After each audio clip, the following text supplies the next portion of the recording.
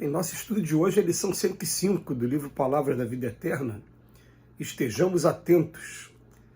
Se o Senhor quiser e se vivermos, faremos isto ou aquilo. Está na Epístola de Tiago, capítulo 4, versículo 15. Age para o bem, sabendo que apenas o bem guarda força bastante para o sustento da paz. Além disso, se o conhecimento superior já te clareia o espírito, não desconheces que todas as nossas realizações estão subordinadas à divina supervisão. A criatura humana dispõe de livre arbítrio para criar o destino, porém, cada individualidade nesse ou naquele plano de existência atua num campo determinado de tempo. Tiranos e santos, malfeitores e heróis atingem sempre um limite da estrada em que o mundo maior lhes impõe a pausa de exame. Todas as grandes figuras de ontem, todas as grandes personalidades na Terra de hoje conheceram e conhecerão um momento em que a vida lhes adverte, não mais além. Forma, pois, os teus planos de ação, usa a inteligência, maneja a autoridade, cunha as palavras, mobiliza as relações, aproveita os laços afetivos, aplica o dinheiro, desenvolve o trabalho e assinala a tua presença onde estiveres, atendendo ao bem para o bem de todos, porquanto creiamos ou não, aceitemos a verdade ou recusemos-la, seja errando para aprender ou acertando para elevar, a nossa tarefa chegará simplesmente até o ponto que o Senhor permitir. Emmanuel hoje parte de um versículo que está na Epístola de Tiago. Se o Senhor quiser e se vivermos, faremos isto ou aquilo. E ele chama a nossa atenção para uma coisa.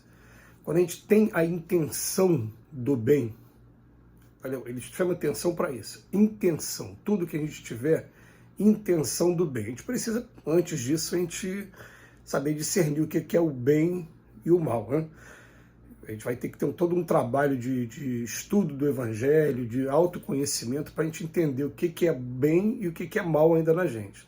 Mas ele começa fazendo o alerta, que quando a gente age para o bem, né, que a gente está buscando o sustento da paz, e que mesmo assim ele fala, nós vamos errar ainda, mas você errar com a intenção de acertar, é você se entregar ao trabalho. É bem interessante a gente começar a pensar dessa maneira, porque a intenção vem, a gente fica com aquela vontade, mas ainda pela imperícia, ainda pela falta de conhecimento na hora de desempenhar as atividades, a gente vai cometer alguns erros e vai ainda ter muita coisa para acertar, né? A gente, por exemplo, a gente encontra aquela frase maravilhosa de Jesus, quando chega na direção de Pedro, Pedro, tu és pescador, né? Ou te transformar em pescador de homens. Pega tua cruz e segue-me. Foram as palavras ditas de Jesus para Pedro. Então ele fala, né, pegue tua cruz, não é para abandonar a cruz dele, a cruz são as nossas responsabilidades aqui na Terra, com família, não é para, pega tua cruz e segue-me. Mas a partir do momento que ele fala, segue-me que eu vou te transformar em pescador de homens, ele está convidando, ó, você vai aprender comigo o relacionamento pessoal, essa dificuldade muito grande que todos nós temos ao longo do tempo, né, de desempenhar nossas atividades no meio religioso. Ele vai dizer para a gente, olha, o relacionamento humano é complicado. Todo mundo, sem exceção, que ficou à frente de alguma atividade, de algum trabalho, na direção da casa espírita, ou mesmo nem na direção da casa como um todo, mas na direção de um determinado trabalho, vai esbarrar com esse convívio humano, e o convívio humano ele vai ter farpas, vai ter espinhos, a gente vai ter que aprender muito a lidar com cada situação, a gente vai começar com o tempo a aprender que a pessoa no momento de crise, ela vai ter comportamentos diferentes, e nesse momento de crise também, muitas das vezes ela vai também ter explosões emocionais que podem estar trazendo complicações para a gente, e a gente vai ter que entender que isso tudo faz parte de um processo, é nesse momento que a gente tem que ter muita paciência. Então, conhecer até que ponto o meu ego ainda fala muito alto. O trabalho espírita, então, é um trabalho que é muito interessante. Quando eu falo espírita, eu falo cristão, religioso. Eu falo espírita porque é a minha religião, o espiritismo. Mas eu falo assim, esse trabalho é muito interessante porque muitas das vezes a gente sabe fazer melhor, ou acha que sabe fazer melhor, mas mesmo assim é melhor deixar o outro fazer, para que o outro sinta o prazer também de estar servindo. Né? A gente é convidado o tempo todo na casa espírita, no nosso caso, a gente chama a pessoa para trabalhar e deixa a pessoa sentir aquela alegria. Eu, volta e meia, eu gosto de fazer essa lembrança desse fato, que foi um fato marcante para mim. Quando a gente fala das nossas experiências pessoais, as palavras têm mais força. Mas nossa casa tem um trabalho que da pandemia para cá não foi mais a mesma coisa, né? Mas antes da pandemia, a gente atendia 1.600 crianças no final do ano, de entregar presente para as crianças, um kit de presente que continha no mínimo uma roupa, um calçado e um brinquedo. Então eu vejo o trabalho, né? Cadastrar 1.600 crianças, depois conseguir 1.600 padrinhos, recolher os presentes todos, organizar os presentes e num dia fazer uma grande festa recebendo toda essa criançada, dobrava quarteirões, né, daqui da nossa cidade, enfim, para poder fazer esse trabalho. Quando esse trabalho começou, eu, por ser uma pessoa muito organizada, né, eu tenho esse defeito também, porque às vezes chega a ser um defeito também, me ajuda muito também. É uma virtude e um defeito ao mesmo tempo. Eu cheguei mais cedo no centro espírita e, de repente, comecei a organizar todos os kits. O pessoal, normalmente, aqui no Brasil, sai do trabalho 5 horas da tarde. Né? 5, 6 horas da tarde. Eu cheguei cedo, eu estava de folga nesse dia, eu cheguei 2 horas da tarde. E comecei a organizar, e fui organizando e tal. E quando eu me dei conta, eu tinha terminado quase que totalmente a organização.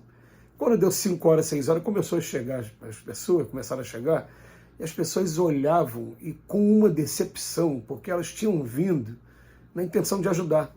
E chegou ali, eu fiz tudo e acabei não dando a chance das pessoas de trabalharem.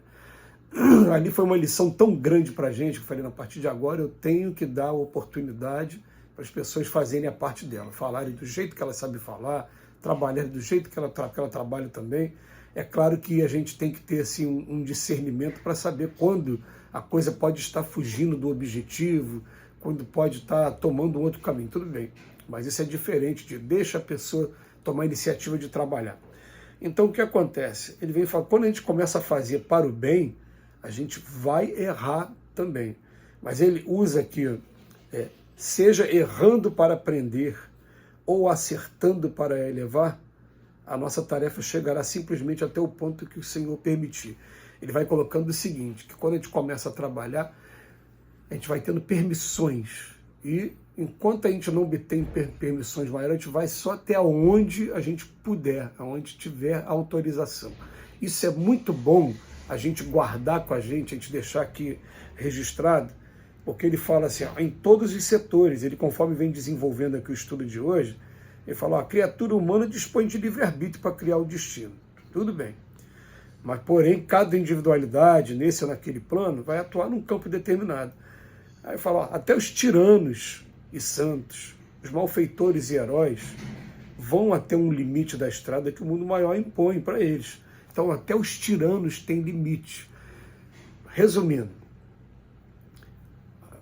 a espiritualidade superior, nosso Pai maior, permite até, através do nosso livre-arbítrio, que a gente esgote todos os meios possíveis de sofrimento.